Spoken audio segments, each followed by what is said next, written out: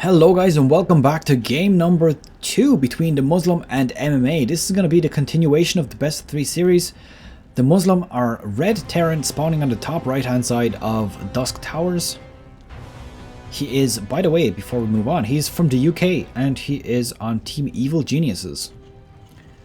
MMA, who unfortunately is currently retired, he is formerly from Team Acer and he is from Korea, spawning as the blue Terran. So the map, as you can see, Dusk Towers. This is quite a nice map because it's a lot easier to defend the natural here. It's one of the easiest natural defense maps of all, simply because of how it's positioned. We do have a barrack starting off here again. No early gas. This is something that both of these players seem to do a little bit differently. So the gas is a lot later for MMA than it is for DeMusliM. So the barracks is now about half complete and still no gas at this time. I wonder, is he just not going to open up with a Reaper? Because that certainly is starting to look like it.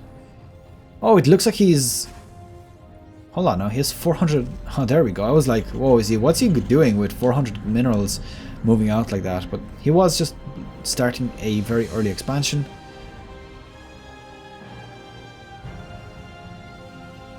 And it does appear like he's gonna basically start with economy straight away.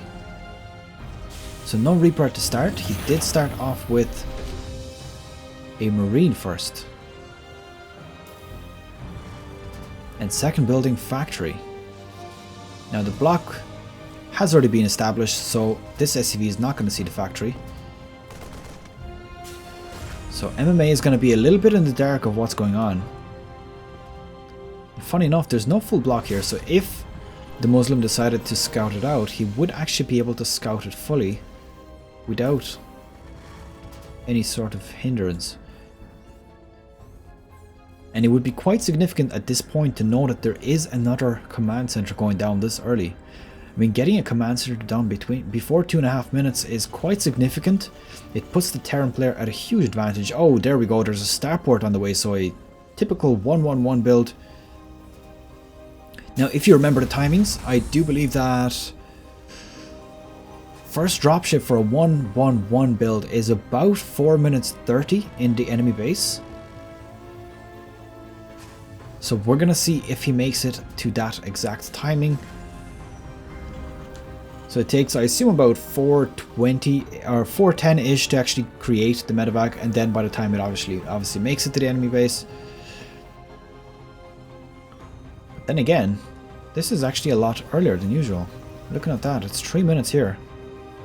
So he could potentially have it before 4 minutes. So this is going to be cutting down on the average that I'm seeing. I mean, the most common situation I see is 4.5 minutes. The medevac is in the enemy base. This one is going to be a lot earlier. Actually, that could very well potentially be because there was no Reaper start. So just something else to know. So this full drop going down 4 minutes or 3 minutes 20 was when it was done. Let's follow it down, see roughly the timing so I can note that for myself. Very important information for when I'm casting. Looks like there's a tech lab coming out of this and a reactor coming out of the barracks. Now here we go, finally the command center is now on the way up. There is enough Marines to defend against this, but only if he manages to heal his units up on time. Oh, and there is the Widow Mine doing quite significant damage. Does manage to take out 6 SCVs. Scan going down to clear it out. Does look like there's only one more Marine down. Let's have a look at what was lost here. There was 2 Marines, 1 Widow Mine, at the cost of 7 SCVs. Oh wait, there was way more than 2 Marines here, wasn't there? There was 6 Marines in total. That means this should show currently 5. That's really weird. Alright, moving on. This medevac is going to get cleaned up here. I do believe that Vikings are faster without the boost. 385, can't actually see the Vikings one, or the medevacs. But yeah, it is going to eventually intercept it. Oh, it does decide to back off. And looks like there's now a Cyclone on the field. He's going to probably try to intercept it. Or maybe not. What is he actually doing with this? Oh, this is going to get very close. Are they going to intercept each other? Because the medevac only needs one more hit before it's taken out. One more hit. Viking! Viking, hello! Taking out that medevac just about. Perfect timing. Very well played. MMA intercepting that for free.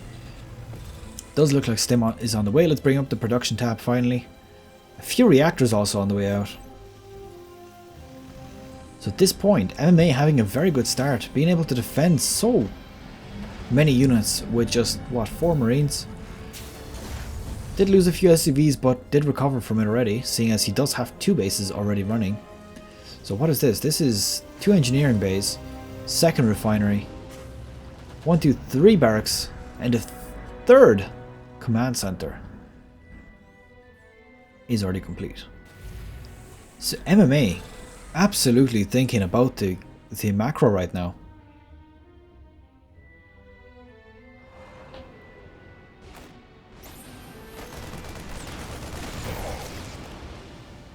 Oh, and this cyclone, is it going to be fast enough to run away? I do believe that it is. Yes, it definitely is. Now, if he could sacrifice himself for a medevac, it would actually be worth it. And it does get taken out. This does tell him that there's siege tanks on the field, which was kind of predictable, seeing as he has his own ones. And that is pretty important in Terran versus Terran, to have those siege tanks. It's all about who lands them first. Now, one thing I really want to see, and it's something that I'm pretty much seeing with both Terran and Protoss, the air wars just does not exist, and it's so unfortunate. I mean, I almost pissed my pants when there was battle cruisers available to produce, but they weren't quite being made. I think it was Bunny that was doing it. And he had the fusion core up, but he did not make the battle cruisers, and I was so disappointed with that. The 3rd base now up here as well. It does look like he's not too far behind MMA in terms of that. This cyclone taking care of 2 Marines quite handily. Oh ho! And that range is absolutely insane. That was crazy. He was even up the ramp. I think out of vision also. Still managed to kill him. So there we go. A few mules being thrown down just for the extra economy. Let's have a look at their income. Does look like MMA is a little bit ahead. And in terms of tech, we do have a sensor tower on the way from DeMusliM. So we'll look at the units. Looks like a lot more SCVs already for MMA, but that's because he started his command centers a lot earlier, so quite standard. Oh, and a big drop going off here. That's a lot of units.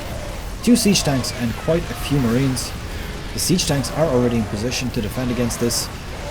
1 siege tank gets taken out for the Muslim, the rest of the Marines get taken out, so that is quite significant, losing a lot of units there with that drop. He lost all of his Marines, saved the 2 siege tanks, so at least that. But the damage that he done is actually not too bad. He did stop the refinery, prevented 1 supply depot, killed a few units of course, and a siege tank.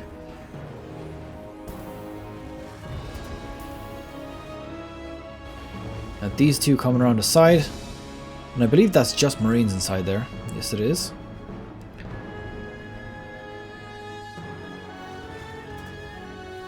Just zoom out a little bit so we have a better vision. 6 Marines being produced at the same time, double medevac. Now more, I believe that's going to be barracks, yes, and 1 command center, so 4th base already on MMA's mind. He seemed to be going quite fast with those bases. Now I wonder, what is the purpose of walking into that? He knows of this position, yet he decided to walk all of his units in, just like that. He did force a scan to see what exactly it is. I don't know if that was his intention, to just force a scan. Maybe he's trying to bait some units in or something like that.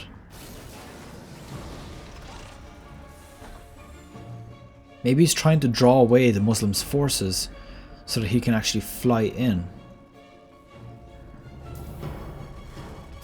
Does look like more production buildings are being produced for the Muslim. Does have level 1 siege weapons. And both players have 1-1. Or 2-2, sorry, correction, 2-2 being prepared for their infantry units.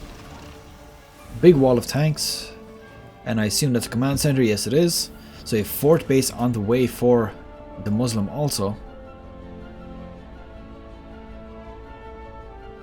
So the two players are almost identically mirroring each other. I wonder if DeMusliM is actually copying what he's doing. I honestly don't think so, but it could very well be the case. But then at the same time, the way you have to play Terran versus Terran is pretty similar anyways.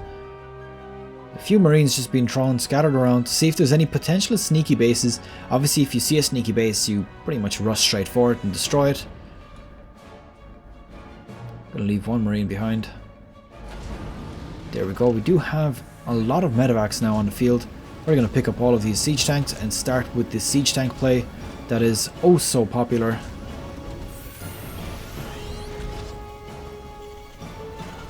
And there goes the command center. Now DeMusliM does opt to get the one right in the path here instead of on the side. That could have actually been MMA's exact plan. He wanted DeMusliM to expand into the very easily attacked expansion rather than this one here, by basically showing his presence on that. So very clever if that was indeed his tactic. So a huge engage going off here. It does look like DeMusliM is coming out on top for it. Siege tanks were a little bit out of position, but in terms of supply, DeMusliM definitely came out on top there.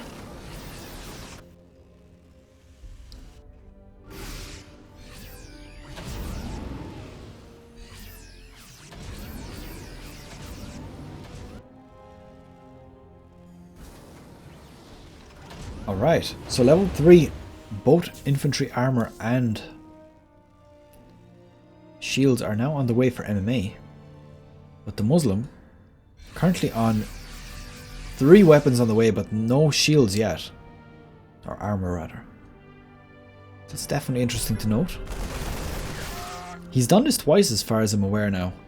He decides to go for the attack, but not the armor. So the third sensitive tower is going to start spotting this now. At this point, a huge engage with the siege tanks absolutely going at each other. I do believe that MMA absolutely cleaned up those siege tanks there. If you see, no siege tanks left on the low ground here, just one flying away as far as I can see. And all of these siege tanks from MMA still up and living, which could potentially leave DeMusliM at a big disadvantage now. And indeed it does. Look at the supply. So a bit out of position there for DeMusliM. Is he going to be able to come back? It does look like MMA is on the way out now. Scanning ahead just in case. And he's bringing all his units, all of the little scouting marines that were on the sides. He's bringing them all into this army just to basically scout out. Sending out the one marine just to lay the bait. Let's see what he's going to do here. And look at this setup. Look at this setup. A huge setup from those siege tanks on the side here. And all of these marines are going to get absolutely splattered all over the floor. Look at that massacre. Every single marine getting taken out there. And a lot of units remaining for MMA. Does have 2 siege tanks remaining, which is not significant, seeing as DeMusliM has 3 right there, 4 even, one on the way. But he did have more marines, which he now dropped into the main base. Gonna be able to take out all these siege tanks, and GG is called from DeMusliM. That is 2-0 for MMA, finishing this best of 3 very early. And that is quite a quick one, a 2-0 for MMA, doing very, very well against DeMusliM. Now, MMA, as I said, he has in the past, he has a very, very good history in StarCraft 2, a successful as hell player.